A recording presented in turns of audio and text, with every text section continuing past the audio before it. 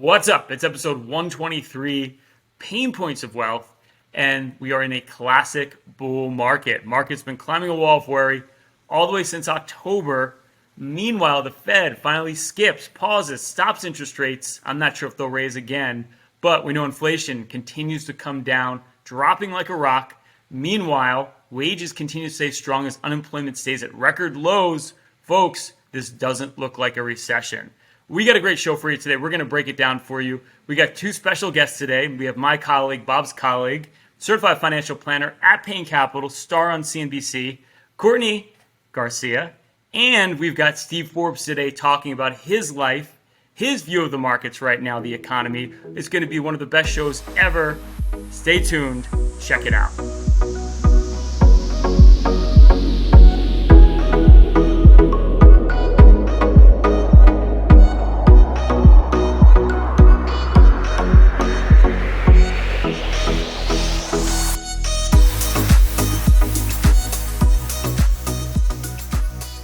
Well, Robbie had the Federal Reserve, much awaited meeting come out, and he even used the word skip, pause. I don't know what it is, but they don't have any certainty of what they're going to do going forward. Now, you got to remember, this is the Federal Reserve that told us a year and a half ago they weren't even thinking about raising interest rates, and now they're telling us they're not even thinking about making cuts in interest rates.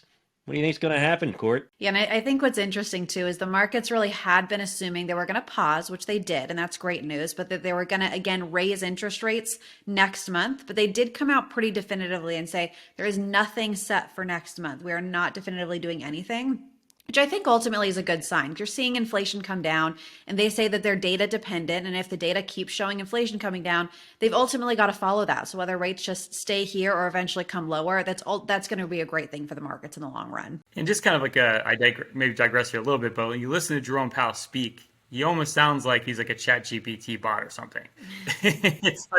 it's kind of frightening. And I usually listen to it on audio, like CNBC, if I'm listening to Courtney or if I'm listening to Jerome Powell. But you're right. He basically said that they don't know what they're doing next month. And markets pretty much like that, right? They sold off initially, then they didn't sell off. But like they have a opportunity here to win big, right? I mean, at this point, if we don't go into recession, the Fed's going to come out the heroes. They don't want to screw it up. So my guess is they're probably done raising interest rates. Well, I don't know if you caught this, guys, but they raised, not lowered, they raised their forecast for GDP to 1%. Now, anything positive on GDP is not recessionary, right? Isn't that growth? So I thought that was interesting that they're the ones that are calling for a soft landing now. And if they do, I'll tell you what, they should take a victory lap because I think they've been threading the needle really well here. I don't know. I think we made fun of them on a lot of shows in the past, Bob, but we can pretend like we were their champions the whole time. But you know what's amazing right now is, to your point, and this is something actually been our view. Not only are we not going to go into recession, but you know from what we're looking at right now, economic growth is actually going to pick up this year, Courtney, which is kind of crazy. Exactly. And I think that's what people aren't really realizing is the economy is in a better place than people realize. Everyone thought earnings were going to fall off a cliff this earnings season. They didn't. Unemployment is still really low. There's still a lot more jobs than people are to fill them, which is keeping wages sustainable to the point that people can sustain this inflation. So realistically, we're in a good spot that people can get through this. Hopefully inflation does come down, which all points to a soft landing that the markets just simply haven't been pricing in. You've really only been seeing basically 8 companies have been leading this entire stock market. But you're finally seeing the rest of the market starting to rally around and actually come back up. And that's because I think we're in a lot better position than people realize, and markets need to get on board with that. Yeah, there's a lot of things there's a lot of stimulus in the economy. Now, there's still the stimulus that the government gave, but you also have this gigantic stimulus of the greatest generation of our time, the baby boomers, who are, retiring. By the way, I think there's only about 10 or 15% of baby boomers who aren't retired yet. So I'm holding the fort for these guys. But for the ones that are retired, they're every day they're making a decision. Should I keep all my money and preserve it and give it to the kids and let them blow it on a Ferrari or a Lamborghini? Or maybe I should go out and enjoy myself? And I'll tell you what, baby boomers are spending. The restaurants are booked. The healthcare industry is booming. They're playing pickleball. They're messing themselves up. Orthopedic surgeons are making a fortune this year. Knee replacements, hip replacements. Man, I'll tell you what, it's a booming economy in healthcare. Bob, it sounds like your life right now. Rye, it's my life. Actually, it's your mom's life. I'm just living it. Yeah, and even on the other side of the spectrum, when you look at the millennials side of things, Bob, that also has been showing they are spending as well. And that's actually really, I think, what's been holding up the housing market, which everybody thought housing was going to fall off a cliff here and home builders weren't going to do well. What's happening is you have all your millennials who are starting families and they're really starting to get in the peak of their careers. And so they're actually just as much as baby boomers are spending, so are your millennials, which are the two largest generations out there right now. And I don't think people are appreciating how much spending power that those two generations have and that it is not slowing down anytime soon. Yeah, no, that's a great point. You just bought a house, and I know, baby, you have your second baby on the way, Courtney. So you're like the quintessential millennial right now. The other big boon, I mean, just like this is kind of like an easy tailwind, I call it, is look, people are going back to the office. Productivity fell off a cliff during the pandemic. I mean, believe it or not, people aren't as productive from home. I suspect Bob takes at least two naps a day. Like I try to call him in the afternoon, you can't get him. But I think the fact that now you're seeing this with a lot of tech companies have talked about how they're making people come back to the office. I think that trend's going to continue, which is going to bring huge productivity gains going into next year. And productivity is disinflationary. It's good for company margins. And the only thing I'll talk about with artificial intelligence, because it's so tiring to hear about it, is that's going to benefit. We talked about this before. Every company is going to be able to utilize technology basically to make their businesses more productive, which means margins go up. All this stuff is happening. It's great for every industry, not just tech. Another big tailwind I don't think a lot of folks are talking about is this onshoring and nearshoring. Capital spending is at a record high, right? You look at the number of construction workers, you would think, well, the housing industry slowed down, but housing's not the only thing construction workers do, right? They're building offices, they're building plants and equipment. A lot of manufacturing is coming back to the U.S., and we're seeing that in the numbers. That's going to impact the earnings. That's going to impact the profit margins. No, that's huge. If you look at construction for manufacturing in place this year, it's up 67%. It's going to be a bona fide boom. That's going to be so much capital expenditure into the economy. And this is why everything's not only is it not, are we not landing here, but it's actually heating up, which is the complete opposite narrative, by the way, from what you've been hearing out there with the talking heads, as we like to call them. Now, Courtney is a talking head, but she's really, really smart. She's not like the other talking As heads. are you, Ryan. I thought Courtney did a phenomenal job the other day on CNBC when they asked her a question. Courtney, I know you've been bullish and the market's been going up, and if you had to choose in the next 12 months, would you invest in the S&P 500 or would you put it into a 5% one-year T-bill? And your answer was brilliant. You said, hey, if for my money, my recommendation is put it into the S&P 500, but I have a lot of clients that, want to buy the 3-month T-bill or the 6-month T-bill. And I think this is where I think our show can be very helpful to people because it's all about investing. While most of those people are scrambling to buy that 3-month T-bill, our average portfolio went up 5% over that 30-day period. So it's, those returns, they come in spurts. And if you're not in it, you're not going to win it. Exactly. Especially right now, right? I mean, markets, while they are doing well, they are officially in a new bull market, meaning they're 20% higher than they were in our lows in October. We're still nowhere near the highs that we were at early last year. So there's still a lot of opportunity to continue that upward momentum. And that's where I think you want to make sure that you are invested in the markets because they still have a lot of upside to go. And I would say the upside on the markets is actually probably bigger than as great as a 5% treasury sounds. I think likely the markets are going to do better than that. And so you do want to make sure that you're going to be invested on that side of things because long term you do need the growth and that's really where you're going to see things. Well, it's a good point. There's actually something you mentioned the other day, Courtney, is about the market having bad breath. Actually, I think Bob coined that phrase. So I'll give him some credit for that. Just because you had a handful of stocks that really drove the S&P return this year. But what happens typically after you see just a small coterie of stocks move up, you tend to get a broadening out and the S&P tends to go up another 11% after a big move in just a handful of stocks. So it's the opposite of what everyone's saying. When you have a smaller amount of breadth, eventually that tends to widen out. That's exactly what you've seen. Like, how do you get back a move in small caps of 6% in 1 month? You miss that, you're not getting that back. And that's my biggest pet peeve right now with all these quote unquote experts on Wall Street. They're saying, are we really on a precipice of a bull market? Is it real? I'm like, dude, we're already in a bull market. You missed it. Admit you're wrong. As Bob likes to say, it's okay to be wrong. It's not okay to stay wrong. And I think that's the biggest sin of these strategists right now is they can't just come out and say, look, we totally screwed up. We're wrong. we're in a bull market, they're doubling down on their wrong opinion, which is just really annoying. Chris isn't here right now. He's over in Germany riding his bikes in the mountains and on another vacation ride, by the way. He's definitely improving the economy, the global GDP. But, Chris likes to say, invest in the market you have, not the market you want. There's so many strategies going, well, we didn't have a perfect bottom. We didn't have the valuations where they should be. The Fed didn't do what it was supposed to do. So our industry tends to bring a lot of analytical people. And they're probably the worst people you could have run your portfolio because you can analyze this to death. And the market, it doesn't agree with what your conclusions are. You're just out of luck. Yes, Bob, as I like to say, I'd rather be lucky than good.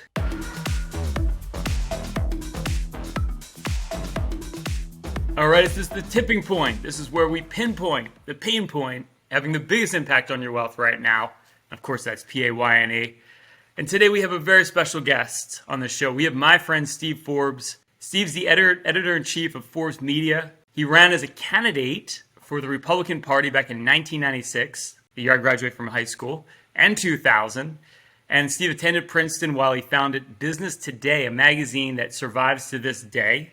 He's also the host of the webcast What's Ahead and the author of a number of books. The most recent he co-authored with Nathan Lewis and Elizabeth Ames, called Inflation. And on top of all, he has a wife he's been with for I don't know how many years, I'll have to ask him, but with 5 children. So needless to say, Steve has been a very busy man. I don't even know how many grandchildren. I'll have to ask you today. Steve, thanks for being on the show.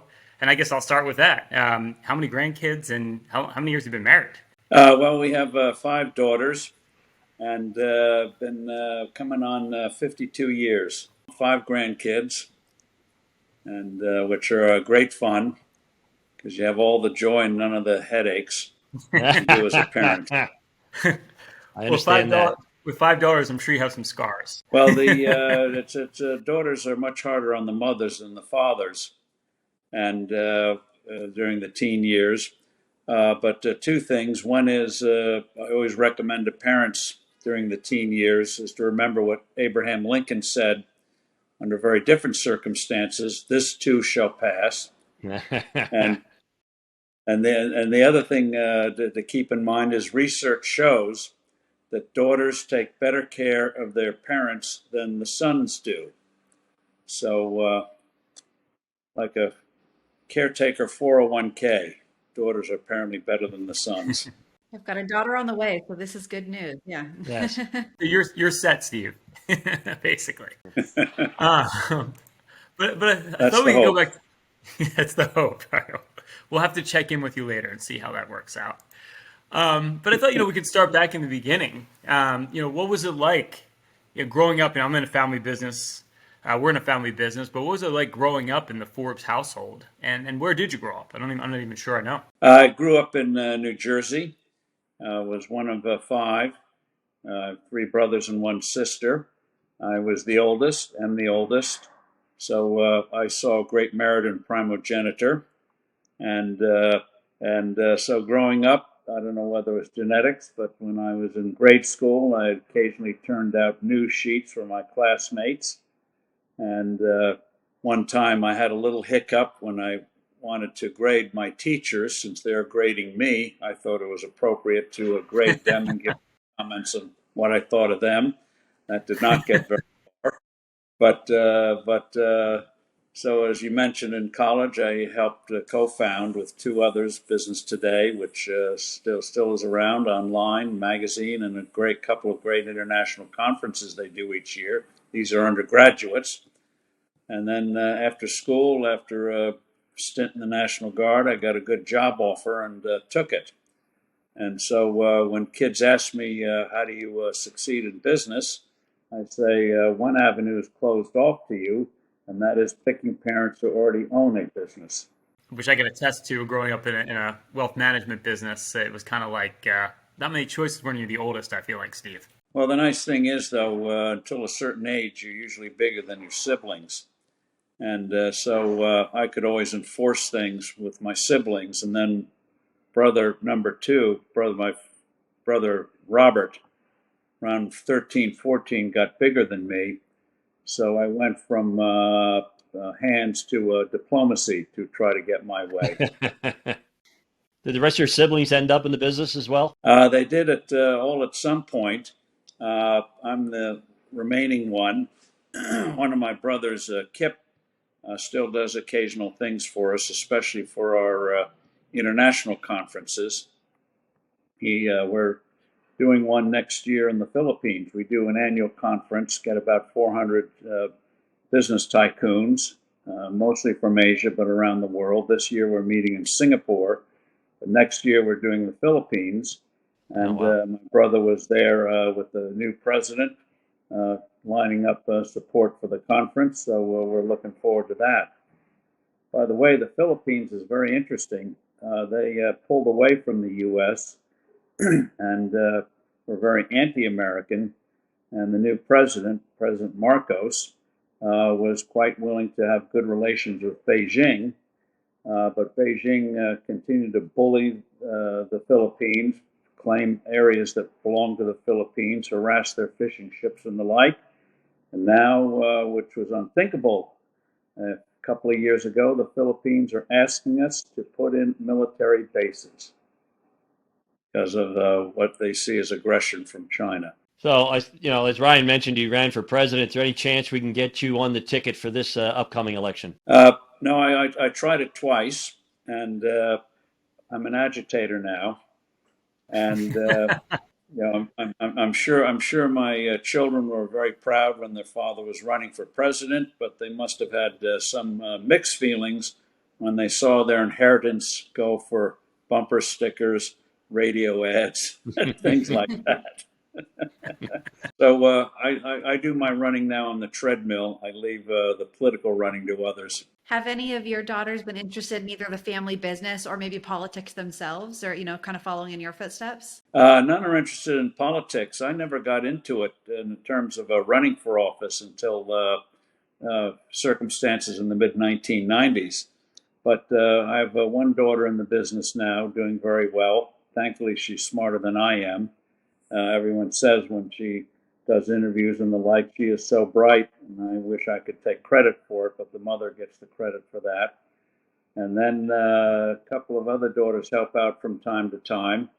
So yes, it's going in the right direction. And I think the best way to get them involved is to say, I don't want you in the business, and they want to get in the business.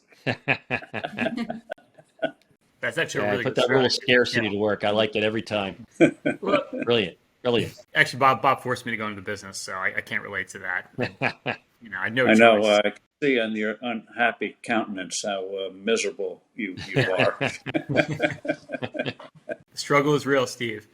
I guess I'm curious about too. What do you remember your grandfather Bertie well? And he was a Scottish immigrant. I'm just curious, what was he like? I do remember him, but I was about a little under 7 when, unfortunately, he died back in 1954. But I do remember that his Scottish brogue, he was an immigrant from Scotland.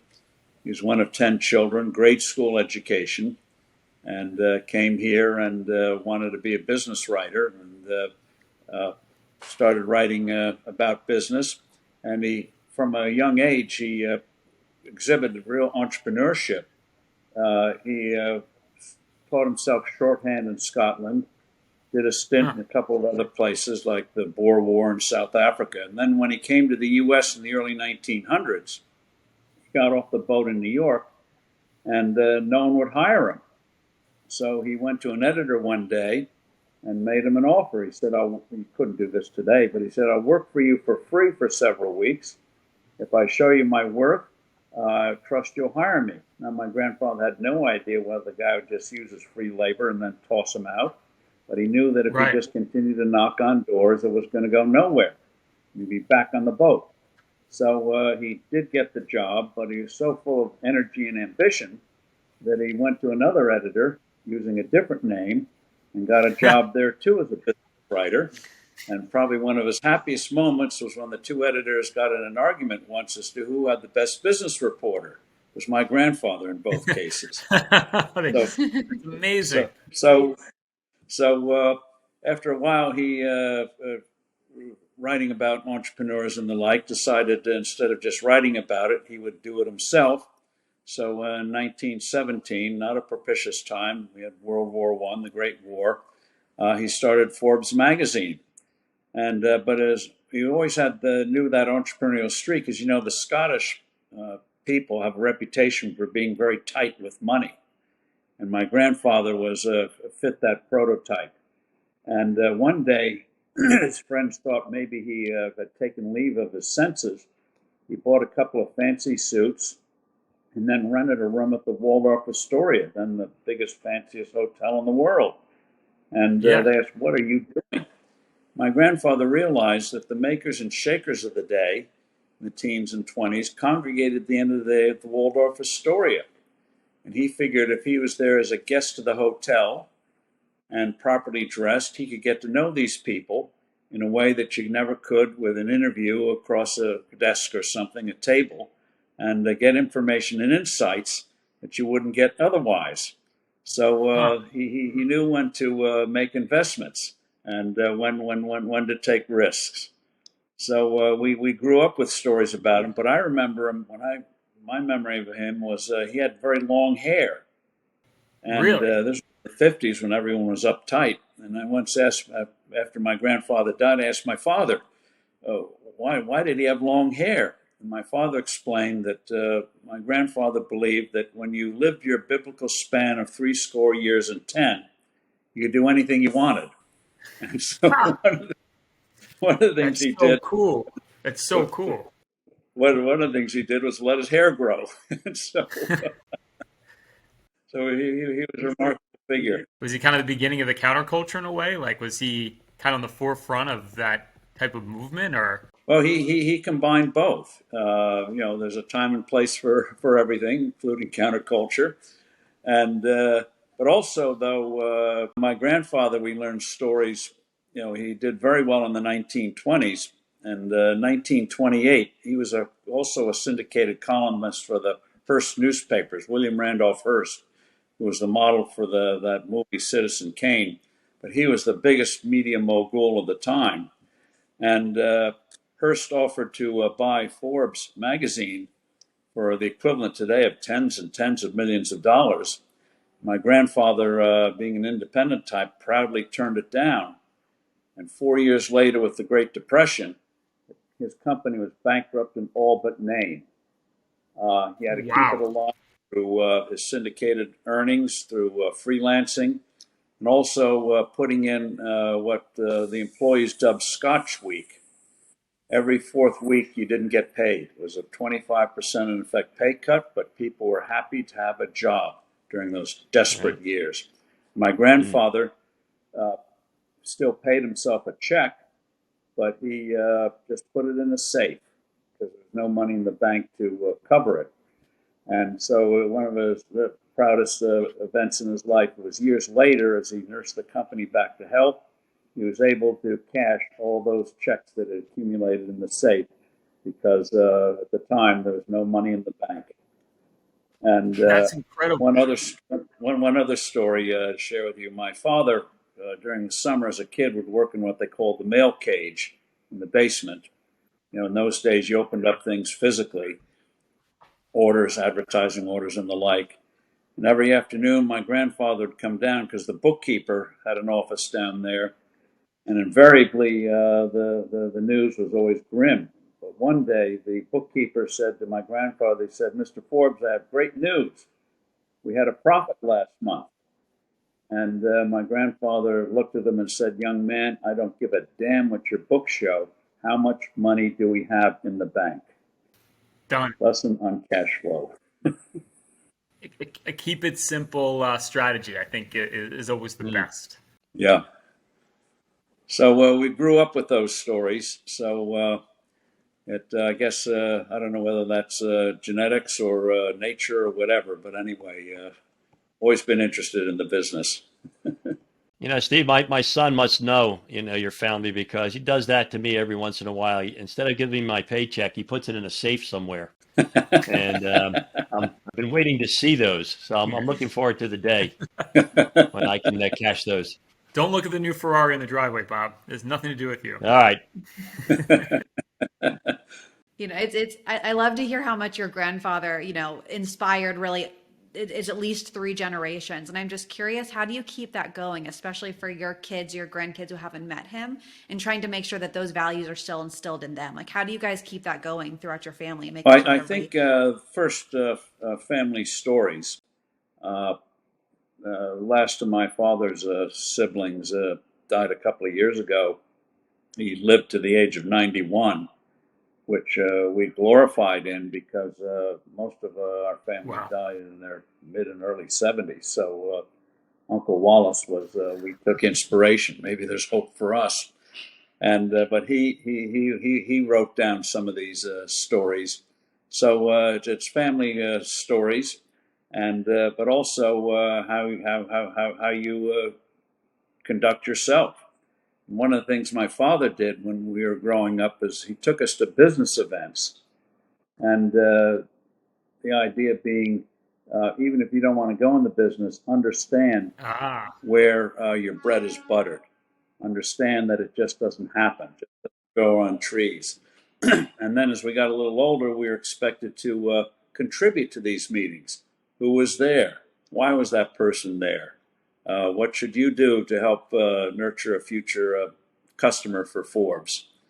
So, in that sense, so it's family lore and doing. And so, even if they don't go in the business, at least they understand it's like a garden. If you don't tend to the weeds, you're not going to have much of a garden. It's a constant thing. My father liked to say, if you think you've arrived, you're ready to be shown the door. and I love that. And it's kind of similar in our household. I think I had to sit and listen to my dad on the phone for hours at a time. He used to call it singing for his lunch. But it was a remarkable education. I mean, I would sit there maybe filing papers for you, Dad, or whatever, and he would just be on the phone, constantly, and just you would hear him pitch all day, talking to people. People were upset about their money. The markets were volatile, and I mean, it's quite an education just to be there and watch. I think that's actually one of the best ways to learn. Seeing stories and reading stories is good. People like to learn about people. One of the things I'm involved in now is doing a series on achievement. Steve Forbes on achievement, 3-minute videos, biographies of people who made the world that we live in, whose names aren't much recognized today. We're doing it with Free to Choose. It's called the foundation. The specific website is IZZIT.org. A little unusual name, but they go to tens of thousands of educators and hundreds of thousands of students. And these videos are not only interesting, but also have a free market lesson. So whether it's Malcolm McLean, who created the box, as they call it, container shipping, which revolutionized trade, or others like Elaine Bryant. Her real name was Lena Himmelstein, who created for women maternity dresses 100 years ago. You did not have maternity clothing. If you wanted it, you had to have it made for yourself. She made it flexible for working people. And at the time, amazingly, this is a little side thing, 110 years ago, newspapers would not run any ads suggesting pregnancy. Huh. It was just not done. And so she and her husband had to work hard to persuade one of the New York newspapers, there are tons of them at the time, to run ads for these maternity dresses she was making. And they finally found one who did it. But they also had to go into, that's one reason why they started a huge catalog business, was to get around the fact that most newspapers wouldn't let them advertise these maternity clothes. And then she then realized that a lot of women were not size 2. And so she came up with clothing for women of larger sizes. So quite these unsung pioneers who do great things.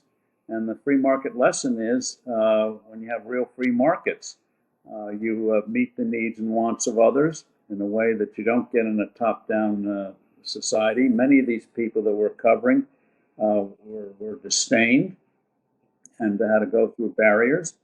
And that's why make it 3 minutes.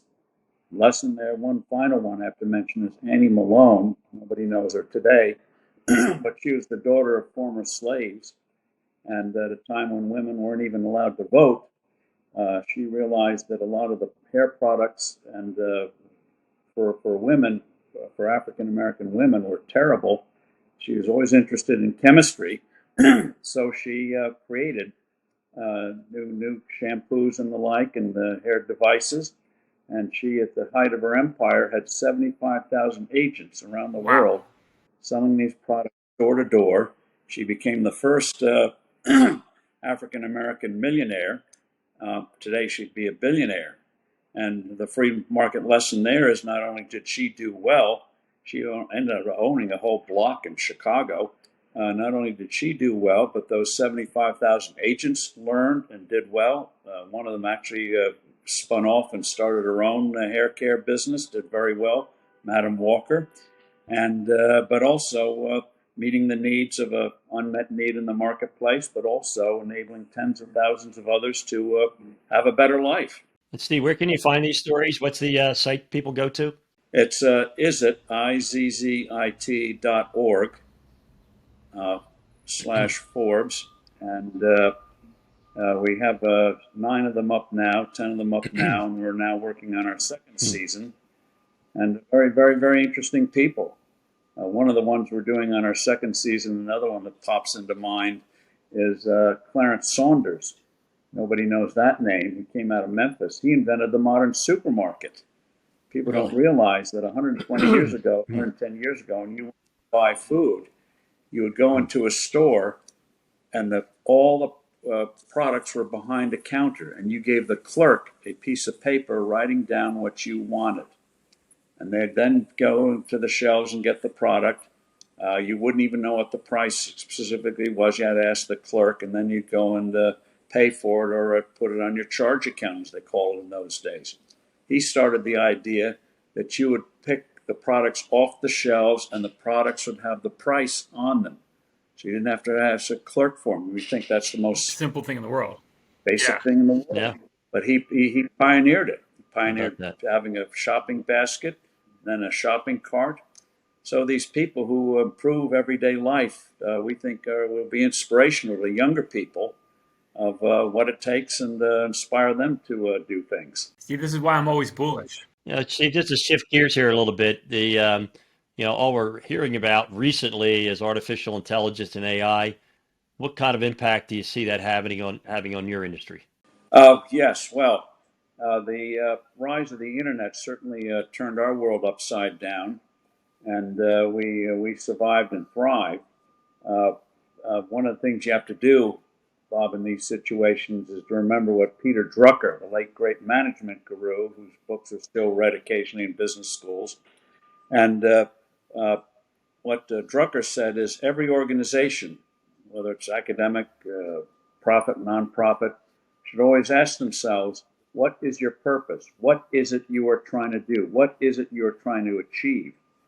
And if you ask yourself that kind of question, you don't get less hung up if the means to achieve those goals change. In our business, the whole model went out the window with the internet. Internet ruthlessly commoditizes everything. Now, back in the days of just print, we would print several hundred articles a year. We had 26 issues a year. And so you maybe publish 800, 900, 1,000 articles a year.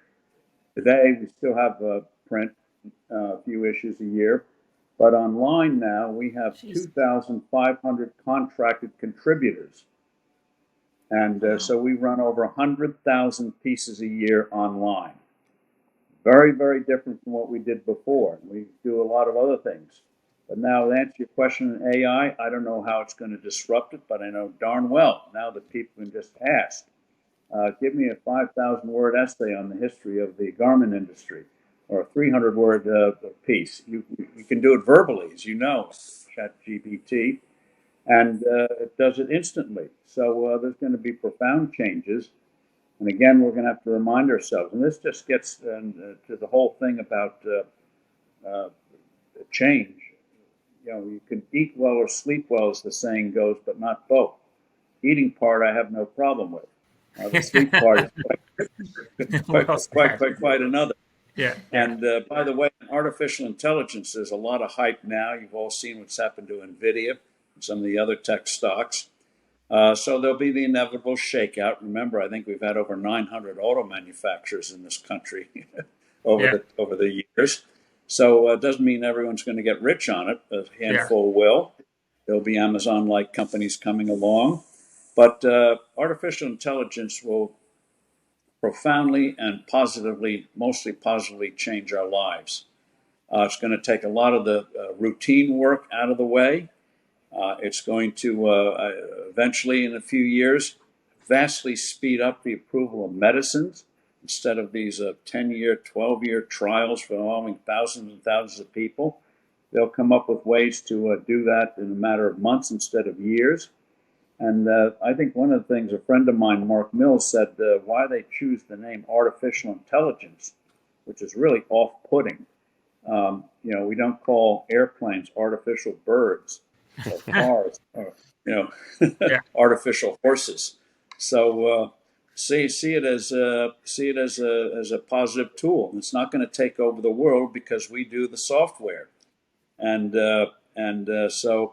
Remember when the rise of electricity over 200 years ago, when that started to come along, that's how we got the novel Frankenstein. Oh, this thing, electricity, it gives life, and God knows what monstrous things could come along. That's a great point, and now I'm relieved that it's not going to be like Terminator, Steve. You've made all my Yes. and I joked earlier on the show today, but if you listen closely, Jay Powell almost sounds like a Chat GPT bot. Well, he would be written off as the baby talk phase of Chat GPT. We're not going to raise rates, but eventually we will raise rates. Yeah. Everyone said, if you think you need to raise rates, Yeah. I'm going to say a bad word, just do it now. Get it over with. Fact of the matter is, it just goes to show, sadly, despite 4,000 years of experience with money, central bankers still don't understand inflation and money. No. And you don't cure inflation by trashing the economy. Yeah. You do it by stabilizing the value of the dollar. Money measures value, like the scales measure weight or clocks measure time. It just measures value. It makes it easier to buy and sell with each other. So we don't try to battle obesity by changing scales. We change the number of ounces in a pound from 16 to 32. The weight goes down by half. There goes the obesity curve. No, we know that was perfectly stupid. But unfortunately, that kind of idiocy permeates monetary policy. They don't get it. So I don't think the Fed will be raising rates anytime soon. I think they realize that there are a lot of choppy waters in the economy. Best thing to do is leave it alone, but they won't. Nor will Congress, nor will the regulators. Yeah. Hopefully that'll change here. But in all fairness, Ryan, to Jerome Powell, if he says everything, then we always can go back and claim, see, I was right. Remember, he said that initially inflation was transitory. Well, it turns out a lot of it happens to be transitory, and it's coming down very quickly. Just other areas that are being sticky. Yes, so. life is transitory too. So you can you use semantics any way you wish. Yeah. So, Steve, let's say we did get you to run for president and you got elected. What would you do different than what our current administration is doing? What would be the major changes? Well, first One appointment, Steve. I'll put Ryan in charge of the SEC, and so I'd tell the Fed to back off. I've got some things that they need to do. I'd just overdo the whole institution. They should have only a couple of things in mind. One, they do banking services for the government. If you look at their balance sheet, which comes out every Thursday, you can find out, in effect, what the government has in its checking account. And so they provide banking services for the government, fine. They do regulation. If you want to leave it with the Fed, fine. Or if you want to put it somewhere else, fine. But it has two purposes. One is to keep a stable value of the dollar, and two, deal with the occasional panics. Crises do happen. So you go in, do it, and then you get out.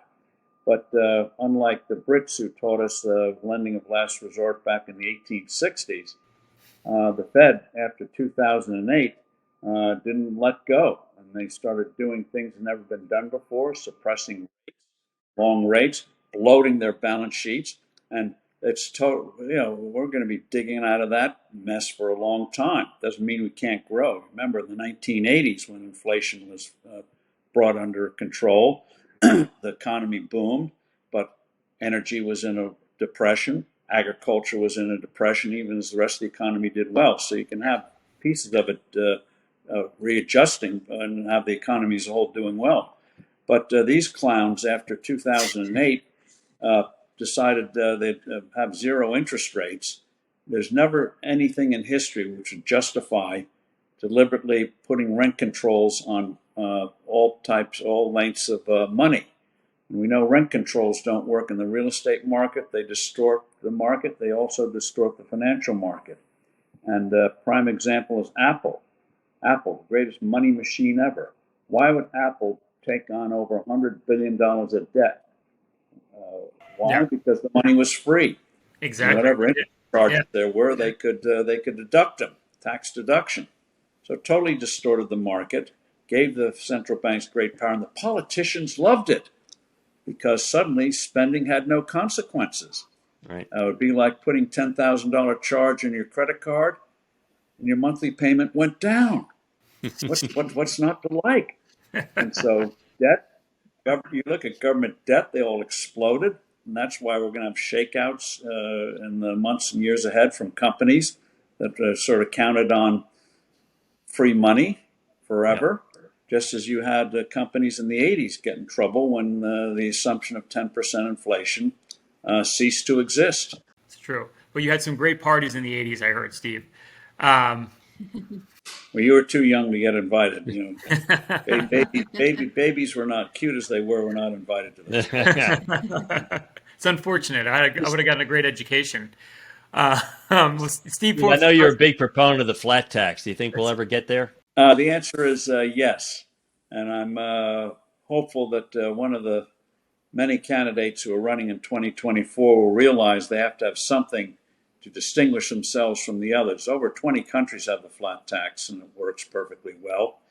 And yes, and it's not an economic issue. It's really a moral issue. Moral issue in the sense of the IRS tells us we spend 6 billion hours a year filling out tax forms. We spend $400 billion a year